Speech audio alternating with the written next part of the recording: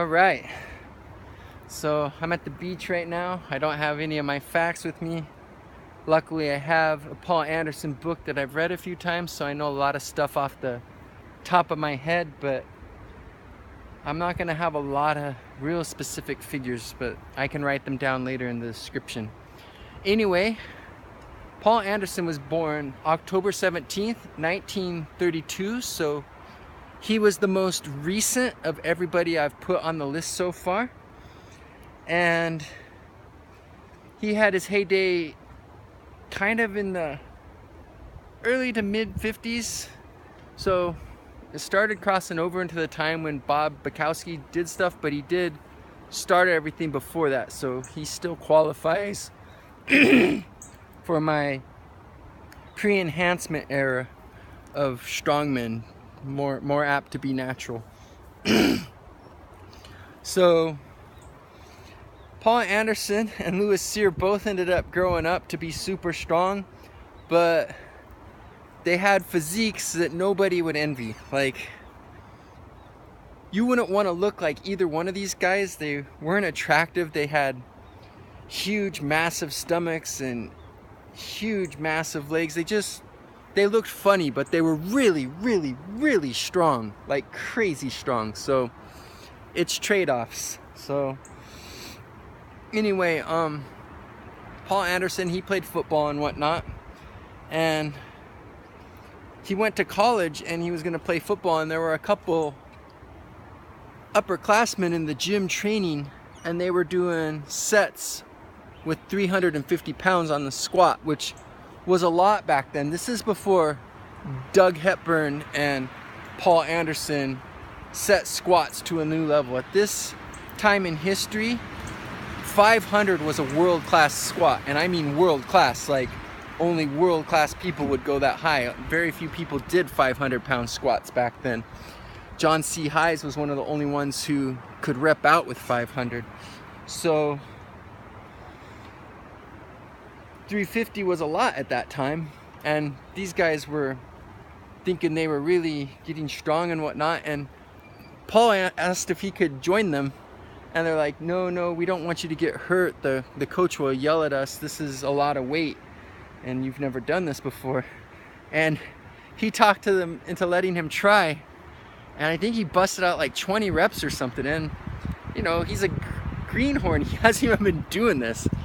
Well, anyway, this like ignited his love for strength, and he started, like, you've probably seen the pictures with him having like the big wagon wheels and all the different things. He had all this makeshift stuff at home where he'd just get huge pieces of iron and big things to put on each side of the bar, and it was old school, and he'd have them on like boxes and crates and do whatever he could do to be creative. And like, he would like do where he would dig a big hole, and he'd start like with quarter squats and then he'd keep throwing dirt in the hole and make the range of motion bigger and bigger, because the more the hole got filled up, the higher he had to lift the bar, so then it wasn't as small of a range of movement anymore, and just things like that all the time. Well, it wasn't long before he broke the world squat record. Like, way back when he broke it, it was only like 630 something, 640 something pounds, but he just kept right on breaking it. He went right through the 700-pound barrier and the 800-pound barrier and the 900-pound barrier. And then he started doing Olympic weightlifting, went and got a gold medal. He was sick when he got it. Like, it's funny because he's a huge, massive person, always won on strength, but because he was sick when he got the medal, he had lost a lot of weight, and him and the guy that got the silver pretty much did the same weight, but he won because he was the lighter of the two, which was almost never the case. He was always the heaviest guy competing, so that was a little bit unusual circumstances for his life. And he set a lot of records back then, but like I've mentioned in other videos, they weren't as impressive back then because people didn't have this super insane, clean, beautiful technique like they do now. So the numbers were a lot smaller back then, but at the time he was breaking all the records, and the world was very impressed with him. And he did all his strongman shows and everything, and he had this act in Vegas where he had a safe on each end of the bar, and there was $5,000 worth of silver dollars in each one. So it's $10,000 in silver dollars. And the bar, I think, weighed 1,165 pounds. And 3 times a day he'd do that act. He would go under it, get it up, go all the way down and squat it up.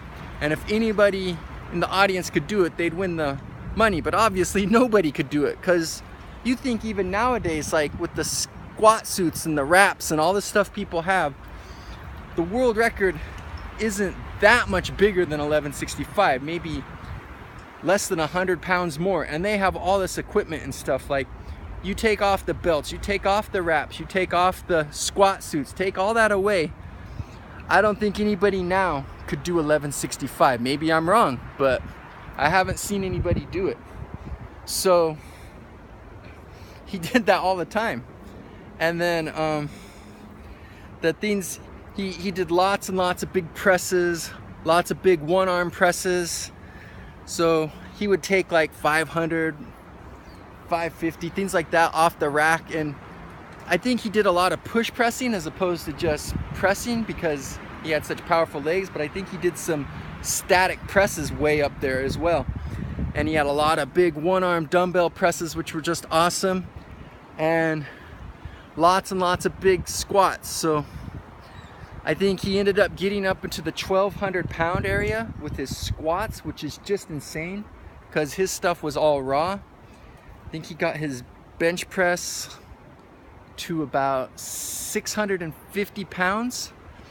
And then his deadlift was about 840 if he just used his hands. His grip was the weak point, but anyone who's held on to heavy weights understands the strength it takes to grip 840 without any wraps or all that. So obviously his hands were really strong, but he just was so strong in his lower body that even grip strength that strong wasn't sufficient for the amount of weight he could move. So he had his hands like, he had more like a wrap thing where his hands were connected to the bar, and he did 1,000 pounds that way. But the squat was really his lift, and that was 1,200 pounds. And then the one other thing he's super famous for is moving the most weight of anybody in history, and that was his back lift. And because I don't have the facts and figures in front of me, I don't remember the exact number. I'll write it in the description, but it was over 6,000 pounds. It's like 6,200 something or 6,300 something. It's way up there, the most weight ever moved by one person. And then he had a bunch of big hip lifts and all kinds of other things. It's just great demonstrations. So like I said in the other video I did on Louis Cyr, these 3 definitely belong at the top. And I don't know that any one of them was all around the strongest to everything. I think maybe Louis Cyr had the strongest static strength, Paul Anderson had the strongest legs ever, and then the guy I'm gonna do tomorrow had some other gifts due to his size and length and could do some things these guys can't do. But anyway, this is Paul Anderson, the Dixie Derrick, and I hope you enjoyed getting to hear about him.